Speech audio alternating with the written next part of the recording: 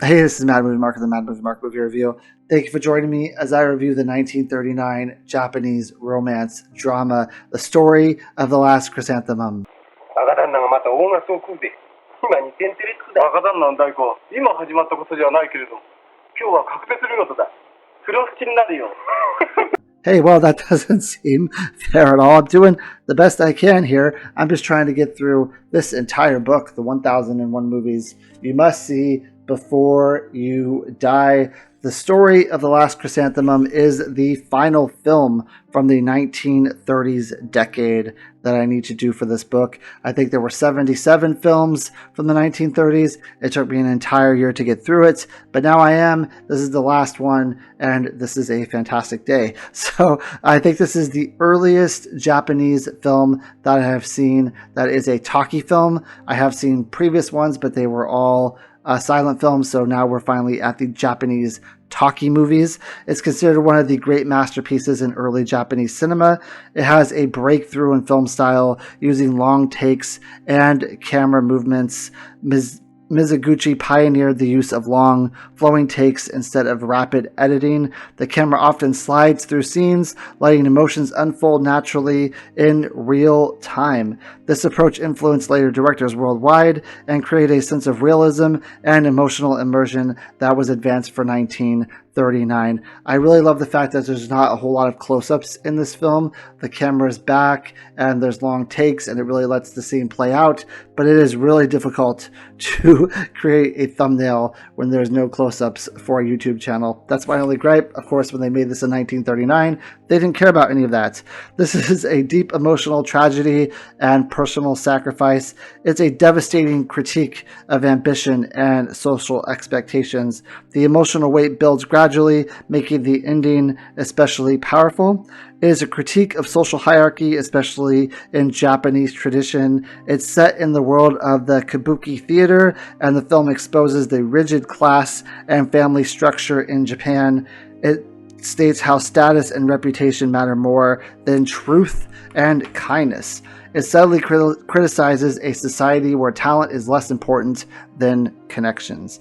It is an elevation of Japanese cinema internationally, along with later films such as Yugetsu and Sancho the Bailiff, both of which I have also reviewed. This helped establish Mizoguchi as one of Japan's greatest directors. It showed Japanese film could be artistically sophisticated and emotionally universal, and though less known in the West at the time, it later became highly influential among critics and filmmakers. This movie is incredibly sad. There's a scene at the end where these two people who are in love with each other, who are not allowed to be together throughout the entire film because of different class and social structures, are essentially common law married. One of them is passing away, and they're having just the hardest emotional time saying goodbye to each other because they were never really allowed to be married and be together. And it's so emotional, it's so heart-wrenching, it's gut-wrenching, it's very sad, and it's a great climax to this film. So when this movie opens up, we are introduced to Kiku, who is the adopted son of a famous Tokyo actor. His father has this actor troupe that is big. It's one of the biggest acting troupes in Tokyo. They're all very famous, and everyone loves to come see them. Kiku is thought to be the heir apparent to this acting troupe. He is going to be the one who takes it over when everything is done. He is going to be the one who is going to rise to the occasion and be famous. The only problem is that he is not a very good actor. So everyone tells him to his face that he's amazing. He's ready to take this over with. He's one of the greatest actors who ever lived. He knows what he's doing. His father would be proud of him. He goes out there every day and he hits it out of the park. But behind his back, they talk about how bad he is and how he's a terrible actor and he'll never make it. And he only is an actor because of his last name, because of who his father is. He's a Nepo baby, essentially, and that without his father's name, without the gravitas that his father brings to the acting world, he would be absolutely nothing. Now, one day, he's walking down the street and he sees Otoku, who is a wet nurse for the infant son of his father's biological son. So his adopted brother or whatever. So She's the wet nurse for his brother's son, essentially. And she's talking to him, and she's telling him directly up front that he's not a very good actor. That she saw his play that he did, and he bombed. But she thinks that he can be better if he just tries, if he just puts his all in it, if he keeps going, if he keeps being scrappy, he can be a great actor. But he's not there yet. He's not very good. Now, she's very worried about telling him all this because of who he is, but he actually thanks her, and he says, look, everyone tells me behind my back, tells me to my face that I'm great, but behind my back they all make fun of me, and they all talk about how bad I am, but you're the first person to tell me to my face that I'm not good and I need to improve, and that kind of gives me the energy that I need to go out there and really try to make something of myself and really try to do better. Eventually, he falls in love with Atoku. Now, this is a love that his father does not agree with because she's a wet nurse. She has no standing in the town. She's she's basically just a commoner, and he thinks that this is going to bring a bad name to their family and a bad name to who they are, and that he needs to marry someone more of their level in society. And basically, if you try to marry this girl, I'm not going to let you, and you can kick rocks, essentially. So he decides that he is going to go out on his own and try to make his own. He is going to basically get rid of his name and try to be an actor and try to prove to everyone that he's not a nepo baby, that he can do this on his own, that he is a fine actor, and that he can get there. Now, his plan is to do that with Itoku, but his family makes it so that she is not in the picture for now. They tell everyone in the town and in the area to just make sure that there's no way that these two people can get together. So he ends up leaving, and he becomes an actor for his uncle. He's like in his uncle's acting troupe. Now, the acting troupe that his uncle is part of, they don't want him in there either because they think he's a terrible actor also. But his uncle fights for him, and his uncle says, look, this is the guy we're going with. This is the person I want to be in my acting troupe. This is the person we're using because of it's his uncle. Now, later on, Kiku will meet back up with Itoku, and they will start this relationship again. They will find ways to get together. They will find ways to be together even though they're not supposed to. So eventually Kiku's uncle passes away. He's very sick. When we first meet him, he passes away, and because he passes away, that means that his acting troupe is no longer bound to keep Kiku, because that's basically what was keeping him there, was his uncle. So they fire him, and they basically throw him out, and he's basically out on the streets. Him and Itoku are having a very tough time. They're poor. They're with another acting troupe, but the other acting troupe is failing. They're not doing very well. They eventually lose the theater that they're in to a female sumo wrestling act of some kind, and they're down on their luck. They're very hard pressed. And then we learn that Kiku's family is coming back in town and they're doing another show, and Itoku says you have to go there and you have to basically beg your brother or whatever to be in the show. You've become a much better actor over the years. I think the hardship that you're facing has really hardened you and made you better at what you're doing, and I think that this is your time to shine. You need to go ask your brother for help. He refuses to do that, so she goes to the brother and she says, look, will you let your brother be in the show? It would really help us out. He's a lot better at what he does now. He's a great actor. I've really seen it in him. I've really pushed for him to be good. I've been that rock that he's needed, and I think he's very fantastic. And the brother says, we will take him, we'll let him be in the show, but you two have to split up. You two can no longer be together because I need Kiku to go to my father and beg for forgiveness and tell him that he was wrong. And my father is not going to forgive him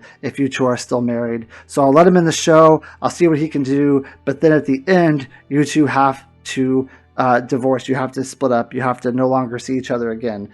So Kiku ends up going into the show. He does a fantastic job. He has now honed his acting skills. He is so much better than he was before. Everyone applauds him and cheers for him. They love him. He's like a big star now of stage, and he decides that he's going to go back to his father, and he's going to talk to his father, and when he decides to go back, his Otoku's not there. Now Otoku has also been very sick. She got very sick while they were poor and they were having a tough time, and she's not there. And the brother says, "Look, I told her that if you were allowed in this troupe and you were allowed to act, that you two can no longer be together again." Now, at first, Kiku is very upset. He says, "I'm not going to do it. She's been there for me this whole time. We've been poor. We've been struggling. Now I'm going to be big. I'm going to be everything that she needs. It's time for us to be together. We were together through the hard times. Now we need to be together through the good times." But his brother convinces him that you need to make sure you go back and have steady acting and that you make it big. And then once you're big, you can go back to her. But now is not the time. So he goes back and he does become big, and his father takes him back. And his family takes him back, open arms type of thing. And he's going to do the show. And he hears that Otoku is very sick and that she is dying. And then at the end of the movie, he is kind of like in this parade and everyone's cheering for him and everyone's like clapping for him and applauding him. And him and Otoku before that had this conversation where he was like, "Please don't die on me. Please be okay. Like, we're going to be good financially now. My dad's okay with you being with me. You can be part of the family. We don't have to hide this anymore. We can tell everyone that we're married. We can show everyone that we love each other. We've been there for each other this whole time. You were the only one who was there for me. You helped me become a better actor. You helped me become a better person. You helped me rise when no one else would. Everyone else just wanted to talk poorly about me. Everyone else just wanted to tell me how bad I was, but you were the one who was there. You were my rock. You were the person who was in my court. You were there all the time, and now we can finally be together as the couple that we need to be." And it's a very emotional scene, but then when he goes to the parade, she ends up passing away, and that's basically the movie. Now, this film is 2.5 hours long. And I will say at first it was very difficult to get through. It's kind of slow. It moves at a very slow pace. The whole film moves at a very slow pace. Sometimes it seems like not a lot happens. Old foreign films are very grainy. The sound can be very twangy. Sometimes it's just not the same production quality that Hollywood had back then. They had like bigger studios.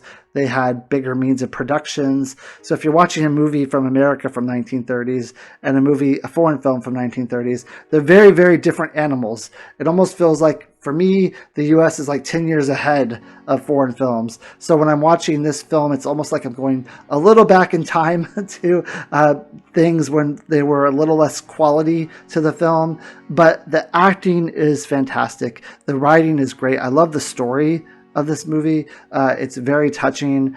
The fact that these two people love each other throughout the entire film unconditionally, they never waver in that. They always have this admiration and this endearing love for one another, even when they're poor, in sickness and in health, basically until death do them part. It's just a very moving film.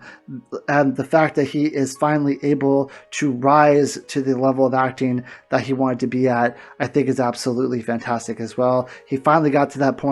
I wasn't a huge fan that he ended up going back to his dad and kind of rekindling that relationship, because his father was so mean to him and so bad about what was going on. But I would say in the end, his father does kind of redeem himself, but it's a little too late at that point. But I really thought this film was quite good. The 2.5 hour runtime is just a lot for me for this kind of movie.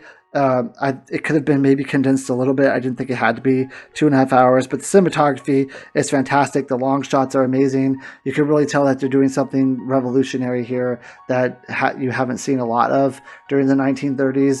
And I thought it was really good. I'm going to give it an 8.5 out of 10. Next up, I'm going to rank all the movies from the 1930s. So that will be the next video. And then after that, we're going to start the 1940s with His Girl Friday. Thank you. Have a great day.